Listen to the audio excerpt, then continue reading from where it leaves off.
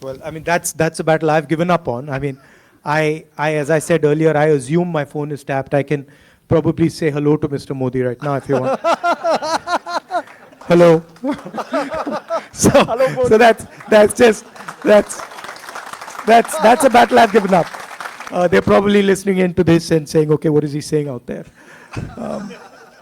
But on a more serious note, I think these are actually very important things, and I think you need to establish rules with regards to privacy of citizens, privacy of data, and protection of data of our people, as a nation and as individuals. Thank you. AI has the potential to disrupt employment patterns. How do you ensure that AI doesn't leave behind those who might lose their jobs due to automation? Frankly, I'm not one of those people who believes that AI is going to massively decrease jobs. I don't buy that argument. Okay. Right? I think that some jobs will be lost and many more jobs will be created.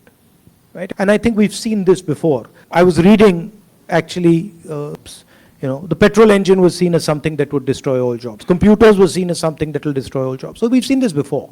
And none of these technologies have actually destroyed jobs. I think they have reallocated jobs. They've redistributed them. But I don't think we need to be worried about massive job losses. I might be wrong. That's how I think about it. What do you think, Saeed, on this aspect? As a Silicon Valley mover and shaker, funding AI startups every day, every other day. I believe I agree with the comments said, but I don't think this AI is as new as everybody says. Like someone said on the panel, the chatbot has been here for 30 years. I think this is a little smarter chatbot. And I think it will improve productivity. I think it will improve, like let's say if you have a team of 10 people to do a startup, you could accomplish more with the 10 people. In the realm of AI ethics, how do you balance the need for innovation with the responsibility to prevent biases and discrimination? What do you think, Rahul? Human beings don't have a very good record of being ethical. I mean, World War II, World War I, these are not, human beings are not that ethical. But I think these are things that, as Sam said earlier, that we need to sit down, not just as individuals or nation states, but as the planet as a whole and discuss these things and try and understand the possible repercussions.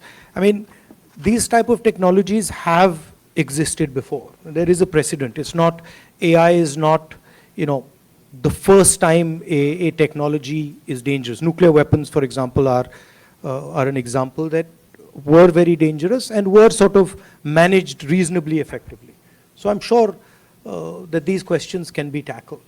I think we should be optimistic about things like AI, and also what you mentioned, we should be realistic. I mean, I'm also not entirely convinced that it's going to transform the world completely and everything's going to go upside down. So I think there's a little bit of balance that is required in when you look at these things. Education plays a vital role in the AI literacy. So how do you think we can integrate AI education as part of the Indian curriculum? Maybe if you become the Prime Minister of India in 2024, what skills you think India should prioritize for future generations?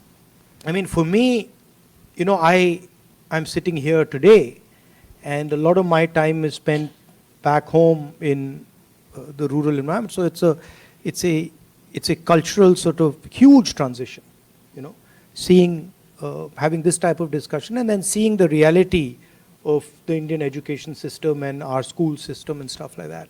I think on the higher education side, on the engineering side and the technical side, our education system is reasonable. It's good. And it's competitive with any other,